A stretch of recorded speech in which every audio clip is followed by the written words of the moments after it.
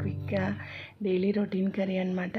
ఒక గిన్నె పెట్టుకొని దాంట్లో ఆయిల్ పోసుకొని ఆవాలు జీలకర్ర వేసుకోవాలి. తర్వాత రెండు కట్ చేసి పెట్టుకున్న ఉల్లిగడ్డలు వేసుకోవాలి. ఉల్లిగడ్డల్ని మంచిగా నూనెలో గోలిన తర్వాత మంచిగా ఎర్రగా ఫ్రై కానివ్వాలి. ఉల్లిగడ్డలు మంచి కలర్ వస్తే మన కర్రీ కూడా మంచిగా ఉంటుంది. 1/2 టీ స్పూన్ అల్లం వెల్లుల్లి పేస్ట్ వేసుకొని పచ్చివాసన పోయేంత వరకు ఫ్రై చేసుకోవాలి. మంచిగా ఫ్రై చేసుకుంటే మంచి స్మెల్ వస్తుందన్నమాట. అల్లం వెల్లుల్లి పేస్ట్ 1/2 టీ స్పూన్ పసుపు యాడ్ చేసుకోవాలి. పసుపు వేసిన తర్వాత మొత్తం ఒకసారి అంతా కలుపుకోవాలి. ఇప్పుడు మనం తోలు తీసుకొని కడిగి పెట్టుకున్న మీడియం సైజు 2 ఆలుగడ్డలు యాడ్ చేసుకోవాలి.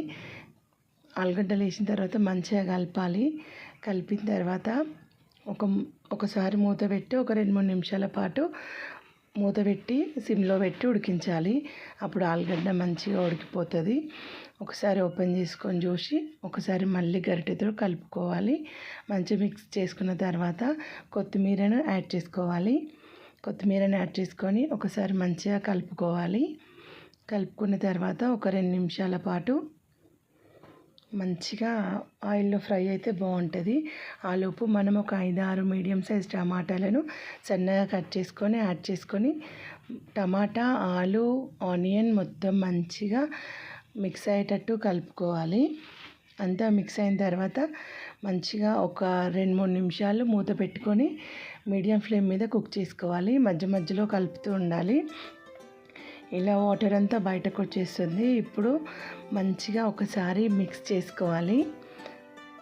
మంచిగా మిక్స్ చేసుకున్న తర్వాత దీంట్లో సాల్ట్ మీకు టేస్ట్కి తగినట్టు మీరు తీసుకున్న క్వాంటిటీని బట్టి సాల్ట్ అనేది యాడ్ చేసుకోవాలి.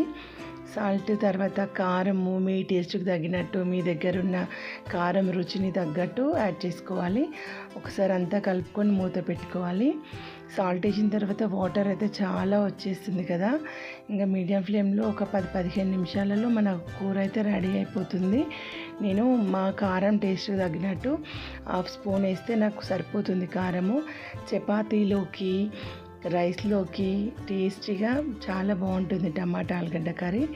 మళ్ళీ ఒకసారి మూత పెట్టుకొని ఒక 2-3 నిమిషాలు సిమ్లో పెట్టుకొని ఉడికించుకోవాలి. ఇలా స్మాష్ చేస్తూ రుద్దుతున్నట్టుగా కలపాలి టమాటా ఆలుని. వాటర్ ఏమీ యాడ్ చేయొద్దండి. ఇట్లా వండితేనే చాలా మంచిగా కూర అయితే రెడీ అయిపోతుంది. ఒక 2 నిమిషాల పాటు మూత పెట్టుకొని స్టవ్ ఆఫ్ చేసుకుంటే అంతే. మంచి టేస్టీ అయినా సింపుల్గా డైలీగా రొటీన్గా కాకుండా లంచ్లోకి డిన్నర్లోకి చాలా బాగుంటుంది.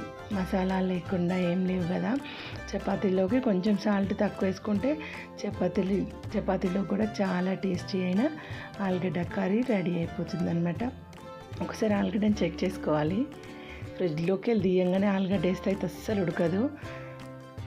మీరు ఎంత టైం పట్టదు అనుకుంటే ఆలుగడ్డను ముందే ఉడికించుకొని కూడా ఇట్లా యాడ్ చేసుకోవచ్చు. అట్లా కూడా మంచిగానే ఉంటుంది. కానీ ఇట్లా అయితే ఇంకా చాలా ఎంతో టేస్టీ అయిన ఆలుగడ్డ టమాటా కూర మీకోసం. థ్యాంక్ యూ ఫర్ వాచింగ్ అండి. మన వాళ్ళతో మనసులో మాట ఛానల్ని లైక్ చేయండి, షేర్ చేయండి, సబ్స్క్రైబ్ చేసుకోండి.